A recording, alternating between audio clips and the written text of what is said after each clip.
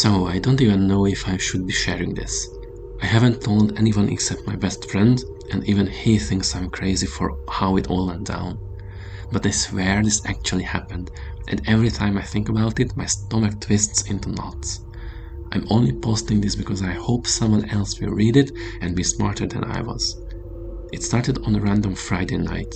I was bored out of my mind sitting at home scrolling through Snapchat. You know how they got that Snap Map feature where you can see where your friends are? I don't usually pay much attention to it, but that night, I guess I was just looking for something to do. I was scrolling through the app, zooming in and out, seeing which of my friends were out and about. Most were just at home or at some bar downtown.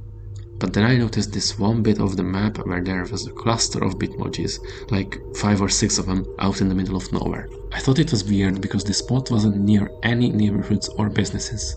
It was just this big empty patch of land. There weren't even any streets names when I zoomed in, just green nothingness. Curious, I clicked on the location hoping it would show me some stories. Sure enough, there were a few. But instead of the usual party pics or goofy videos, it was just random shots of a bonfire, like someone had snapped them without really thinking. You couldn't see any faces, just the fire and shadows of people moving around. I'm not gonna lie, it caught my attention. I thought maybe it was some kind of secret party or something.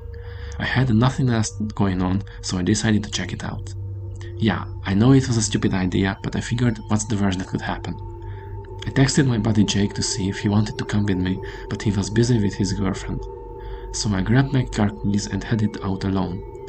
The spot wasn't too far, maybe 20 minutes from my place. As I got closer, the road started getting narrower and darker. There weren't any streetlights, just my headlights cutting through the blackness. My GPS told me to turn down this dirt road, and that's when I really started to second guess myself.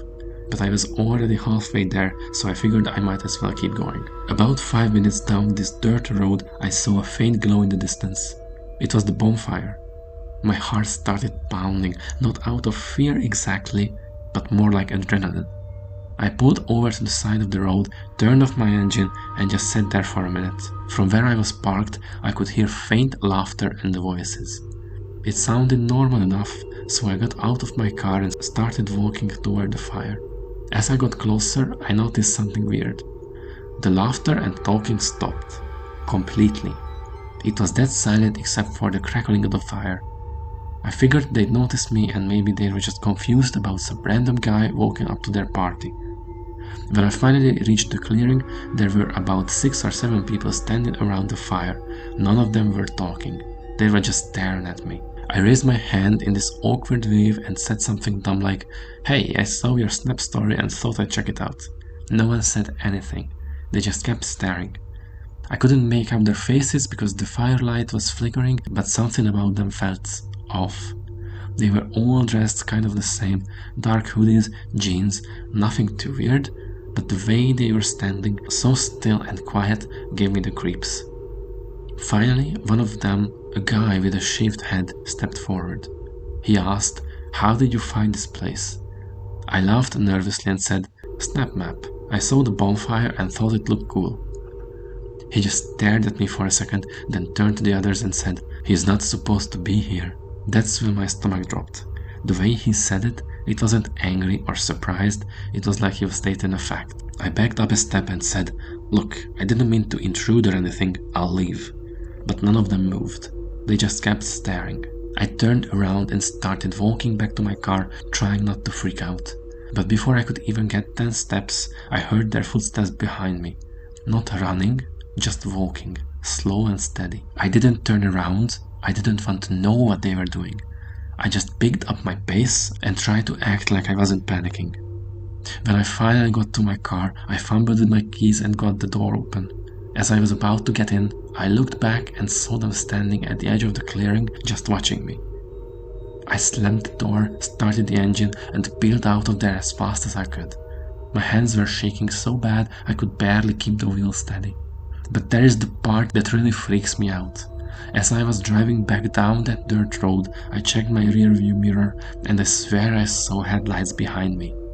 At first, I thought it was just another car, but it didn't make sense. There was nothing else out there, no houses or anything. The lights stayed with me, always at the same distance, no matter how fast I went.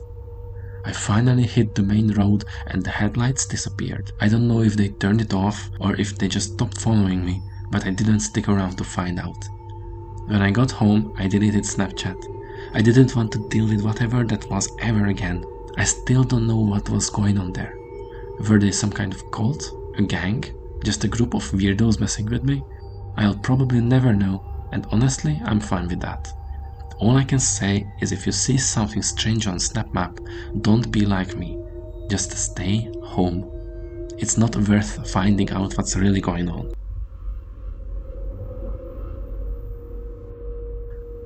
Okay, so this is super embarrassing to admit, but I feel like I need to tell someone about it, because I don't think people realize how dangerous Snapchat map can be.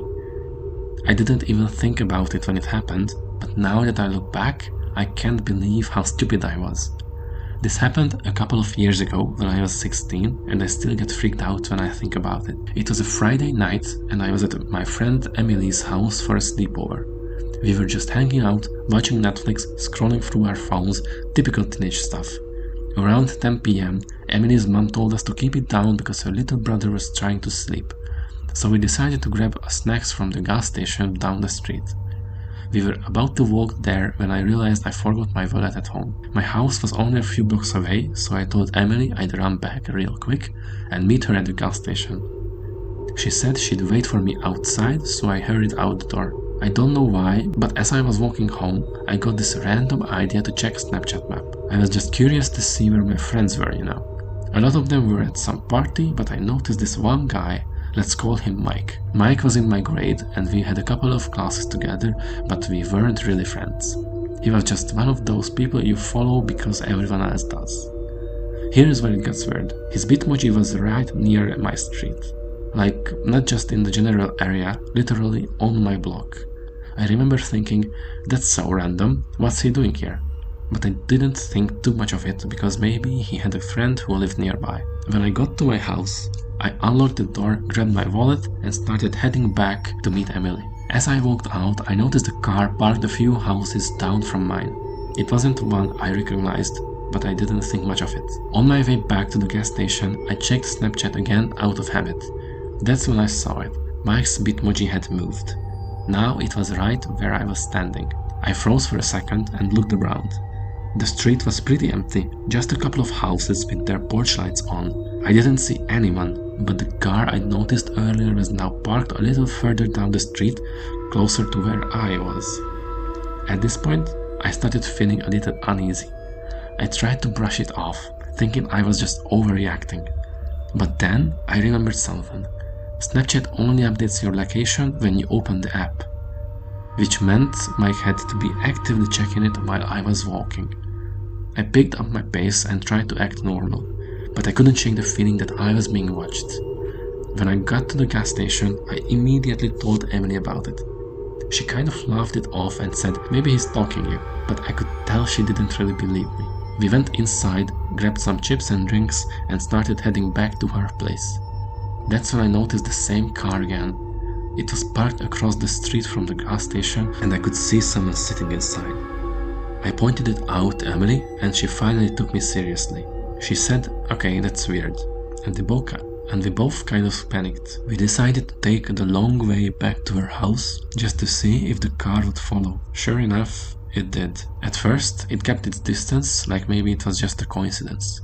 But then it started getting closer. I swear I could feel my heart pounding in my chest. Emily whispered, what do we do? And I didn't know what to say. We turned onto a side street and the car turned too. At this point we knew for sure it was following us. We started walking faster, almost jogging, but we didn't want to make it obvious. That's when the car suddenly stopped and the guy got out. He called out, hey, wait up. We didn't turn around, we just bolted. I don't think I've ever run so fast in my life. Emily was ahead of me, yelling to run faster. I could hear him running behind us. He was yelling something, but I couldn't make out the words. I didn't care, I just kept running. When we got to Emily's house, we slammed the door shut and locked it. Her mom came out, asking what was going on, but we were both too out of breath to explain. We peeked out the window and the guy was standing across the street next to his car. He didn't do anything, just stood there staring at the house. After a few minutes, he got back in his car and drove off. The next day, I checked Snapchat, and Mike's Bitmoji was back at his house. I don't know if it was him or someone else using his account, but either way, I blocked him and turned off my Snap Map permanently. I still don't know what his deal was or what he wanted, but I'm just glad Emily and I were together. If I'd been alone, I don't even want to think about what could have happened. So yeah, if you're reading this, please turn off your Snapchat map. You never know who's watching.